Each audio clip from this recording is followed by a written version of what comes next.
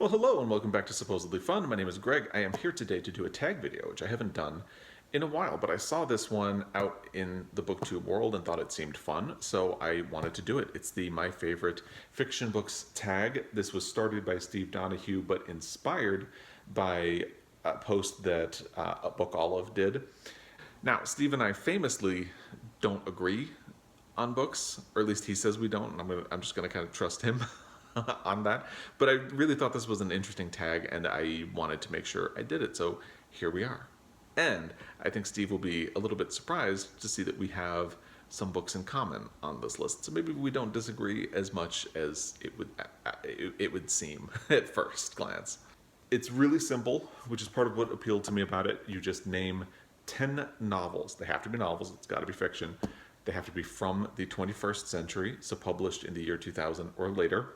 No canonical classics. And I feel like, for me at least, I don't think it's been enough time for something that's published after the year 2000 to be a canonical classic, although I do think one of the books I'm going to talk about in my also ran section, because I can't just choose 10, is probably the closest thing to a canonical classic that would have in the 21st century, which is why it's one of the reasons it's in the also rans, but we'll get to that.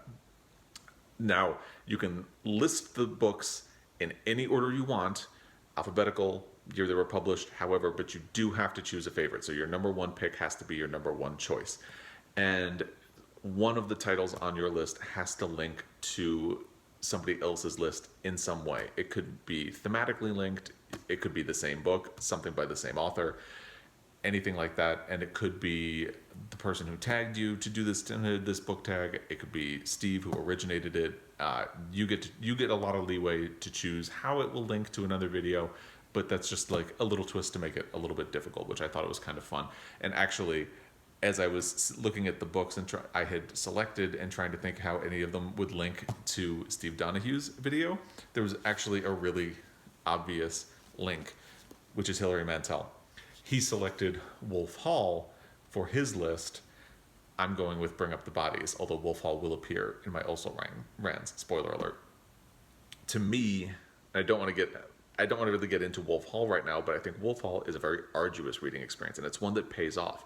It's a book that I've really been thinking about a lot ever since I read it. But to me, Bring Up the Bodies benefits from all of the work that Wolf Hall does without any of the complications or all of the work. It's a much simpler book, and I think part of the appeal of Bring Up the Bodies to me is that in this book, Thomas Cromwell is at the height of his powers. It does not have the downfall that comes in The Mirror and the Light, and it does not have the build-up that you spend a lot of time on in Wolf Hall. It's just Thomas Cromwell doing his machinations behind the scenes of Henry VIII's court, and his subtle battles with Anne Boleyn are kind of delicious. It translated really well to the, I believe it was a BBC adaptation with Mark Rylance, and it's just a really great story. And I think Wolf Hall built to this in my mind. So I don't fault Steve for choosing Wolf Hall over this, but to me, and it's so perfect, and the ending is amazing, and that's why I really need to get to The Mirror and the Light, because technically both Wolf Hall and Bring Up the Bodies build to The Mirror and the Light. So it'll be interesting to see how that one lands once I finally get to it. But I don't think there is any denying Hilary Mantel is, her power and her skill in the 21st century as a writer, and the giants of literature that she has left us with Wolf Hall, Bring Up the Bodies, and now The Mirror and the Light, which I have not gotten around to reading yet. So now that I think about it, you could probably say that Wolf Hall and maybe Bring Up the Bodies are close to canonical classics, but I think time is going to have to tell on that one. I think they'll probably get there, but I think we probably need a little bit more time. So I'm starting with Bring Up the Bodies because that is my link to Steve Donahue's video. Now, I'm not going in any particular order for the rest of the list until I get to the number one. Surprising absolutely nobody. As recent as this book is, I have to put Hamnet by Maggie O'Farrell on the list. I just loved this book. If you follow along at all, you know that I am kind of struggling trying to decide my top 2 books of the year, which one is going to come out on top, because Song of Solomon has like this intellectual impact on me and Hamnet had an emotional impact on me. But the fun thing about this is that Song of Solomon has to get taken out of the equation because it's published before the year 2000 and it is also a canonical classic, I would say. So that leaves just Hamnet by Maggie O'Farrell. And I've talked about this book a lot lately. I don't want to spend a whole lot of time on it. And I'm worried that I'm at a point where I'm going to start overhyping this book or contributing to the overhyping of this book. It's just such a good book. I love it. If you're unfamiliar, it is the story of the death of Shakespeare's son, Hamnet. And 4 years later, he wrote his play Hamlet. But the book is actually not really about William Shakespeare. It's more about his family. It is about the grief that they felt in the aftermath of Hamlet's death. I really just love the book, and it's so good. Shakespeare's wife, Agnes, is a really indelible character. It's probably someone I'm going to be... And her reaction to motherhood and grief and just life in general is something that's probably going to be with me for a very long time. But that's always a dangerous thing to say because we'll loop back around to that when I get to one of the also rans. But yeah, I just absolutely love this book. I think it's going to stand up. As new as it is, I really think it is going to stand up in the 21st century. And at least for me, it's something that is going to carry through the decades and be one of my favorites. And if you haven't read it, I recommend it. I mean, I had a huge reaction to this book. I know some other people have had it. You know, just go in, try not to have high expectations. I love it very much. Then, surprising absolutely no one who follows this channel, we have to talk about Call Me By Your Name by André. This was published in 2007. And this was, if you follow along, you know this was the first book that my husband recommended to me back when we had first met. And he scored a lot of points for recommending this book to me because I really loved it, and I still do. And I love the movie. This is a book about all-consuming passion that kind of carries you away and to the point where the line between you and the other person blurs. And I have not read the sequel because I've heard really not good things about it. But also because to me, this doesn't need a sequel. To me, I feel like the love affair in this book, spoiler alert, but I feel like now that there's a movie out and there's been a lot of time, it can't really be called that much of a spoiler. To me, that kind of all-consuming passion is never really meant to last. So I think the ending of this book is perfect the way it is, and I don't know that I need any more after that. And I've really struggled with that idea. And then when the reviews of Find Me, the sequel, were negative, I just kind of decided to take I'm still going to read it at some point, I think. It's much lower on my priority list. But I really love this book. The language is beautiful, the characters are great, and I think there's a lot to relate to. And I think, especially for my family in particular, my father is a huge fan of Call Me By Your Name. He saw the movie like 10 times in the theater, and then he actually read the book, and my father does not read. So that really tells you how much he loved it. But it's interesting because he was talking about how he related to the different sides of the characters, Elio and Oliver, and at different points in his life he had been them. And then when we were talking about it, I kind of pointed out to him, but you've also been the father because then you had me as your son. And I think that just kind of blew his mind. But I think that kind of speaks to why this book is so powerful, because I think there are pieces of yourself that you can find in this situation and these characters and this book, and I just love it so much. So if you're unfamiliar, it's the story of Elio and Oliver who meet in Italy one summer in the 1980s. Oliver is a graduate student who has been invited to his professor's home, and the professor is, of course, Elio's father, and they meet, they resist for about half the summer, and then have a passionate affair. And it's about acceptance and passion, and I love it very much. Next, we get to All My Puny Sorrows by Miriam Toews. This is published in 2014, and God, I love it. It's so good. I had been thinking that I'd be able to use this as my connection to Steve Donahue until I realized that there was obvious Hilary Mantel connection, because he mentions one of the books on his list is both deeply heartbreaking and also very funny, and that to me is All My Puny Sorrows by Miriam Toews, which is about two sisters, one of whom has attempted suicide and is now in the hospital and wants her sister to help her finish the job. She wants to die, and it's about love and family and sisterhood, and it's also about how to help someone who does not want your help.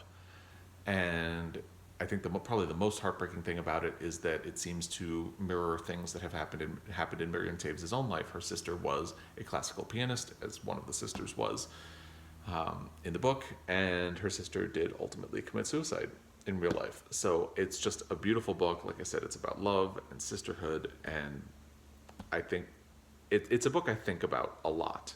And I think it's difficult for a book to make me cry, at least, and it's difficult for a book to make me laugh out loud. And this book did both, sometimes on the same page. And it's just a really great book. I can't recommend it enough if you haven't read it. If you haven't gotten it yet, I think a lot of really great books have been published since the year 2000. I'm going next to what was my favorite book that I read in the year 2018, The Great Believers by Rebecca Makkai. Now, interestingly, I don't think this is a perfect book. This book has flaws. It has at least 2 or 3 different storylines, and I think one of the storylines is a little bit weaker than the others. And I know someone who read this and said that because the one storyline is weak, how could you call it a favorite book? And especially if you acknowledge that. But to me, the rest of the book is so strong that it makes up, not only does it make up for the weaker storyline, but I also think the weaker storyline has a point, that is something that it adds to the rest of the book. So even though I thought it was weaker, it really built to something that to me added a whole other layer to the book. And to me, that makes it worthy of being on a list like this. It is Great Believers by Rebecca Makkai, which was a finalist for the Pulitzer Prize but did not win. And it is basically about trauma and grief. And it has 2 storylines, really, but it also kind of has a third that gets looped in. So it's set in 1980s in Chicago, where the AIDS epidemic is in full swing, and a man named Yale has been losing his friends and is afraid of getting ill himself. And it is also in the near present, where someone who's on the periphery of his story in the 1980s is now a mother, and her daughter has kind of gone missing, so she goes to Paris to find her. And it's essentially about generational trauma, because when I say that there's kind of a third storyline, there is Yale works in art history, and there is a character that he meets as part of his job. He's supposed to assess the value of her collection of art. And she is someone who has been dealing with the grief of World War I. And that's where you kind of get a third storyline or narrative. To me, it really ends up adding something to the book, because you have essentially a generation of men who were lost during World War I. And you see how grief and trauma has impacted that woman's life leading into the 1980s when she meets Yale. And then you have this other, essentially a generation of gay men who is lost in the 1980s due to AIDS, and then you see the trauma that inflicts. So it's about fortitude and grief and how they ripple into things and impact other people and other lives. And to me, it is just a beautiful book, and I really love it a lot. Then we get to Never Let Me Go by Kazuo Ishiguro. This was published in 2005, and I know this is something of a Marmite book. A lot of people love this book, a lot of people hate this book. It is an interesting book, because even when I first read it, I wasn't sure I was liking it as I was working my way through, and then the ending kind of clinched it, like, okay, I like this. And then the more I thought about it, the more it was kind of like, okay, I love this. And then I reread it, and that really is what cemented it to me as a great book. I can see where it seems like it's a little bit meandering and like not much is happening when you first read it, but it's all really building to something. And to me, the way the narrative flows feels a lot like the way we tell stories frequently. Like, you'll start to build to a point and then you'll get a little bit sidetracked, and your story it's not like a straight line to the point. It kind of weaves around the point, and then finally it gets there. And when it gets there, hoo boy. So it's about three children, Kathy, Ruth, and Tommy, who are students at Hailsham, which is a very mysterious kind of like boarding school. You don't really know what's going on. It's clear that this is set in well, it's not clear at first, but over time it becomes a little bit clear that there's something dystopian about the world they live in, and something sinister going on at the Hailsham Academy. And I don't want to oversell those things and I don't like talking about this book very much because I feel like it's something that you really need to discover for yourself by reading. And when you say things like, ultimately it becomes clear that something sinister is going on, or ultimately you find out that there's something dystopian about the world in which these people live, people have a certain expectation for what the book is going to be, and then they read it, and it's, instead of being like a straight thriller or a straight dystopian novel, it's very methodical and it's very thoughtful. And that is not what you would expect if you're thinking like dystopia, sinister, or anything like that. And I think that's part of the problem. But also I think the way the story is told kind of loses people because, like I said, it kind of meanders around. But to me, it's an absolutely beautiful book. And I don't really want to say much more about it because I don't want to ruin it. This is a journey that I think needs to be taken between you and Kazuo Ishiguro. And if you're one of the people who loves it, great. If you're not, that's fine. But it's not going to be for everybody. To me, I love it. And I also really love the cover, which means nothing. But yeah, I absolutely love this book. Now we get to A Manual for Cleaning Women by Lucia Berlin. This is a short story collection. Part of me felt like this book shouldn't count because it was published in 2015, but the stories were all published much earlier than that. Many, if not all, before the year 2000, in fact. I believe she worked brilliantly, but sporadically throughout the 1960s, 70s, and 80s. So I believe all of the stories would be from those time periods. In fact, the copyright dates for all of them are before the year 2000. So technically, it doesn't count. But they weren't collected they weren't really collected together until this book, so it kind of counts. It's like when a short story something like The Stories of John Cheever wins a Pulitzer Prize. The books were previously published elsewhere, but they were just brought together in a collection. And I'm still including it because this is how I discovered Lucia Berlin, and I think the stories in this collection are fantastic. They talk about grief a little bit. Some of them are a little bit bizarre, and some of them have a kind of mordant humor.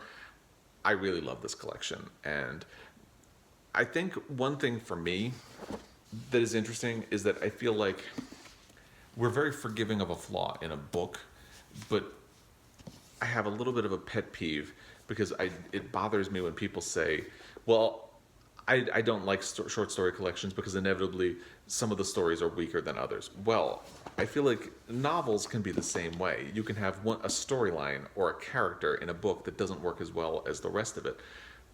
But if it still adds up to something, I feel like we're already willing to forgive a book because it all feels like one piece to us. But if it's set up in fragments, we are very critical of it in a way that we're not with a novel. That's just me standing on my soapbox for a moment. And I feel like, to me, this is a really great collection. I don't remember there being a weak one. I think there is maybe one story that takes a very weird turn. But by and large, it's a really great collection. And I feel like short story collections deserve a little bit more of a chance. Because, yeah, there might be a weak story.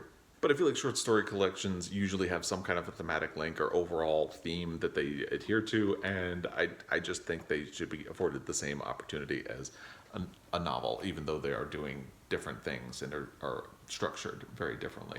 And anyway, all that to say, I really love A Manual for Cleaning Women by Lucia Berlin, and even though technically all of the stories are published before 2000, the book itself was published in 2015, so I'm going to count it, and that's what it is. Then, if you follow along, you're not going to be surprised, but if you're relatively new to the channel, you are probably going to be surprised when I say that I really love The Miraculous Journey of Edward Tulane by DiCamillo.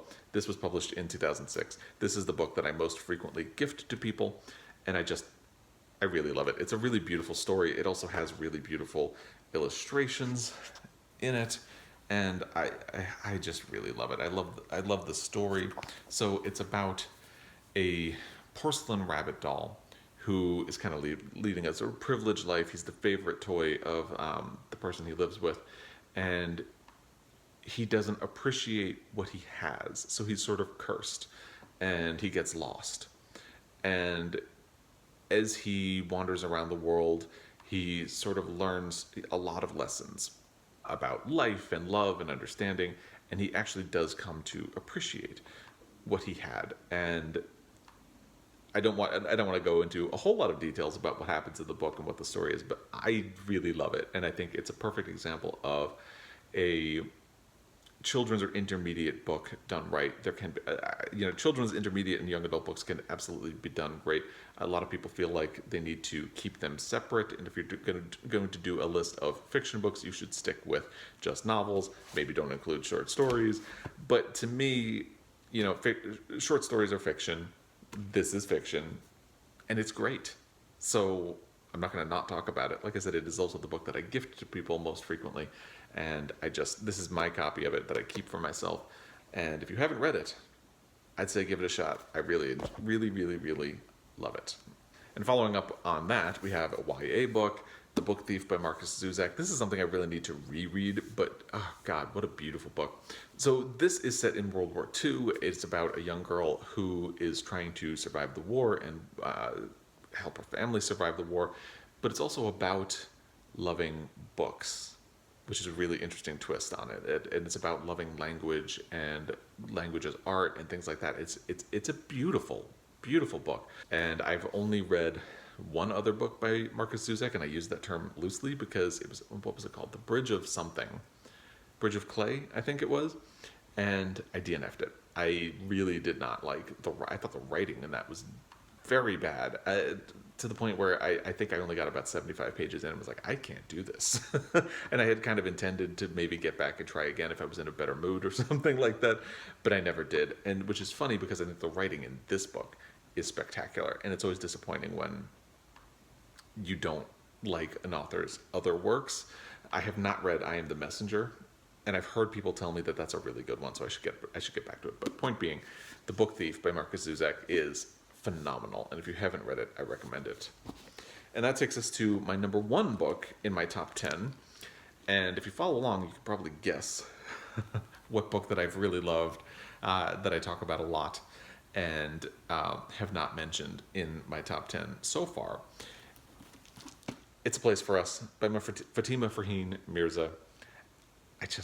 I love this book. And what's interesting to me is seeing other people read this book and love this book, because it feels like everyone who reads this book has something different that they respond to, and nobody's wrong. That's the really interesting thing. And it goes back to what I always say, which is that we all take our emotional baggage into books with us. And I think this book has something that will speak to your emotional baggage, whatever it is. And by the way, Fatima Farheen Mirza was just this morning announced as one of the National Book Foundation's 5 under 35 for the year. And I cannot think of a more deserving person for it. This is her debut novel, and it is fantastic. It is, and the fact that she's under 35 really just astounds, because not only that it's a debut novel, it's astonishing her age, because it feels like she emerges fully formed as a writer, and it's going to be very interesting to see what she does next in that regard, because she just has such a handle on character and plot and tone.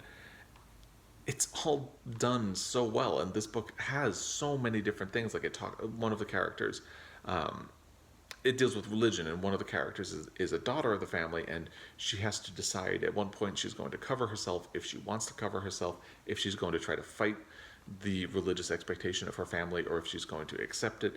And it's very much about family. And the last part of the book, which always feels like a bit of a spoiler to talk about, but it's not really. The book shifts perspectives. Basically, the premise is that one of the sisters in a family is getting married, and she invites her estranged brother. He hasn't seen the people in his family for at least 2 years, possibly even longer. 3 years. It's been 3 years since he's really seen anyone in the family. She invites him to the wedding, and he decides to come. And plot kind of goes back and forth in time from the wedding to their childhood as they grow up. and as their parents meet, and it talks about the history of the family and how they got to this point where they are. And then after the wedding, it kind of jumps ahead a little bit, and you get the different perspectives of the people in the family, but the father does not take part in the narrative at all until that last portion. The last portion of the book is from the father's perspective, and to me, it's just heartbreaking and beautiful and wonderful. And it's so good because frequently in a book you start to pick up on rhythms. Like you might see a situation where there's like a family argument and somebody storms out of the room from one character's perspective, and then 50 to 100 pages later you'll have somebody else reflect on that same situation from their point of view. And in other writers' hands that feels kind of clumsy. It can feel a little bit awkward or predictable, but done by Fatima, Farheen, Mirza, it feels revelatory. It's just such a beautiful book, and it works so well. And I think one of the things that's great about it is that she understands. We frequently want easy answers or easy bullet points that things we can point to and signify. And she really understands that although there is a sort of inciting incident to this estrangement, that by itself means nothing. It's more about small cracks in a foundation that lead to a big crack at some point. And as you go through the book, you can see all the cracks forming, and it's just a beautifully done book. I absolutely love it. It's A Place for Us by Fatima, Farheen, Mirza. This was published in 2018, but I did not read it until last year, and it was my favorite book of 2019. So that's my top 10 for fiction published after the year 2000, but because it's me and I make things more complicated, I feel like I want to do a little bit of a bonus round and talk about a couple of other books that were really great and published in this same era. Of course, there's The Road by Cormac McCarthy, which I really wanted to include in the top 10, but I feel like I need to reread it, and it was a very crowded top 10. So what ultimately made me push it to the also-rans, well, two things did. The first is, it feels like this is the closest we have to a canonical classic from the 21st century so far. And we're supposed to avoid those. But also, when I read The Road, I believe I wrote a review of it online. It definitely wasn't on BookTube at the time. But I believe in my review I said, this is a book that is going to be staying with me for many, many, many years. And it did, but it's also, over time, kind of unexpectedly faded. Like, I can't tell you specific plot points of this book or specific moments in this book. I could tell you overall what happens, but most of it has actually faded from my memory over time. So I feel like I need to reread it, and just that fact, like, I feel like there are moments I could point to in all of the other books that were in my top 10, and I can't quite do that with this one. So that's why it's also ran. However, it is still a fantastic book, a Pulitzer Prize winner. Like I said, I think it is. You could make a case for Hilary Mantel, but I think this is the closest we have to a canonical classic in the 21st century, at least so far. Another Pulitzer Prize winner, The Amazing Adventures of Cavalier and Clay by Michael Chabon. Love this book. If you're unfamiliar, it sort of takes the story of the two men who created Superman and fictionalizes it into two men who create a very different comic, a superhero character. And it's a really beautiful book. It's a very dense book. A lot happens in these pages, and I think this is another example where some parts of it are a little bit weaker than others, but overall it adds up to something really, really beautiful and says a lot. It also has a queer element, which is lovely to me, and I just really love it. By the way, I forgot to mention, The Road was published in 2006. Amazing Adventures of Cavalier and Clay was published in 2000. So it is the oldest book on this list. And then we have My Brilliant Friend by Elena Ferrante. This was published in 2011. It is translated by, let me see if it has the name of the person who translated. Elena Ferrante, if you are familiar, is a pseudonym. But it is translated from the Italian by Anne Goldstein. And I actually listened to this on audio, and I really liked it. It didn't make my favorite books of the year when I read it, but I really enjoyed it. And it's something that I've been thinking about a lot more since I've read it. And I really need to read the other books in this series, because I feel like that if they're as good as this, it'll be a really great, worthwhile series to read. It's about two girls growing up in Italy after the World War II is over. And it's about gender and politics, and it's about finance. It's about so much. They're different situations in life, send them on very different paths, and it's all done so interesting. It's like I don't think I've ever really seen a novel weave socio-political history so well into an interesting storyline. It kind of feels like not much is happening for some stretches of the book, and yet everything is really interesting at the same time. And that's a weird balance that Elena Ferrante manages to pull off. But I really like it, and I want to get to other books, and I feel like it kind of deserved a little bit of a shout out. Next, I'm going to do a shout out to something Steve had mentioned in his video, Two Boys Kissing by David Levithan. This was published in 2013. Really great book. And actually, one of the things that taught me was I was living in New York at the time. I was embarrassed to read this book on the subway. I had managed to get an advance copy of it. I don't remember from where. I think I got it from Book Expo. But if I got it from Book Expo, it might be signed. It is. I got it from Book Expo, and it's signed. So there you go. I was embarrassed to read this on the subway because I thought people are going to be looking at me. They're going to wonder what I'm reading, you know. And then I had this revelation where I was like, who cares? Just read the book you want to read on the subway. And ultimately, it's even more funny because ultimately, what I went through with carrying this book on the subway is what this book is about. It's about what is so upsetting about Two Boys Kissing, because the premise is there are characters who are kind of pivoting around the central storyline, which is two boys who had broken up. They're not dating anymore, but they had been dating. One to set the world record for world's longest kiss. And ultimately, that's what the story is about, because of course there's controversy around what they're doing. People want to stop them. Some people react negatively to it. And the point of the book ultimately is, what is shameful about this? Nothing. And this sounds like a really weird thing, but there's a chorus of gay men who died of AIDS who are kind of forming like a Greek chorus throughout the story, which is it's a function that should not work at all, and yet it does, at least for me. And I really enjoyed this book, and when I saw it on Steve's list, I was really excited, and I had to give it a shout out because it is a really great book that not many people know about, I think. And while we're talking about things that Steve talked about, here's The Interstings by Meg Wolitzer. I thought this was going to make the list for sure, but it got nudged out. Like I said, there's just a lot of really great books that have been published since 2000. And I think this goes back to my conversation about The Great Believers.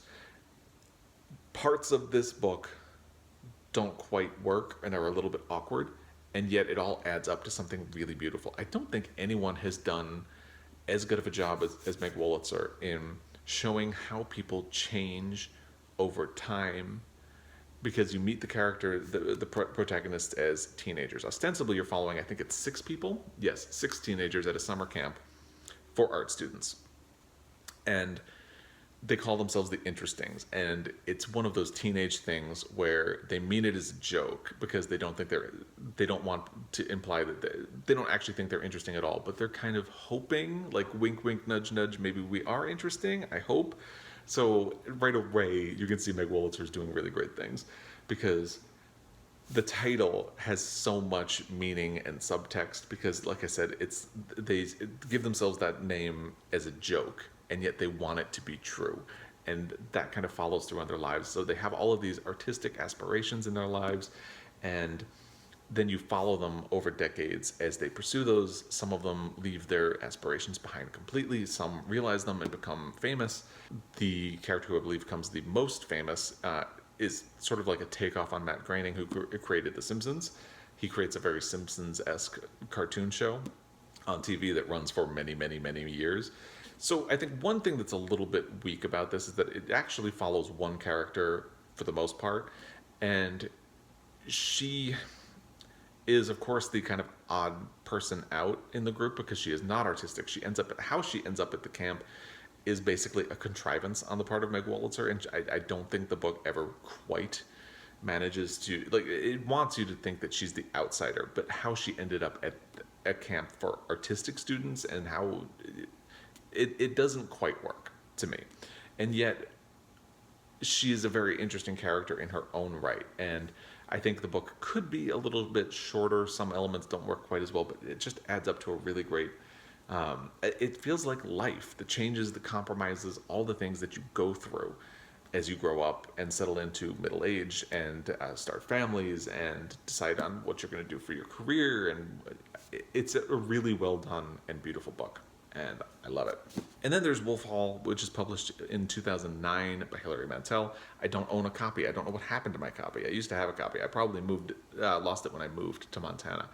But this is a book I really felt frustrated with when I first read it because it's very dense. It requires active participation on the part of the reader, which is not necessarily a bad thing, but it also doesn't always feel like an enjoyable reading experience. The thing is, I think about this book a lot, and I really love a lot of what it did. I think the payoff for the work is tremendous. So I would, and I know a lot of people have mentioned that they struggle with Wolf Hall. Stick with it, please, because hopefully you'll feel like me when you get to the end and just really love it.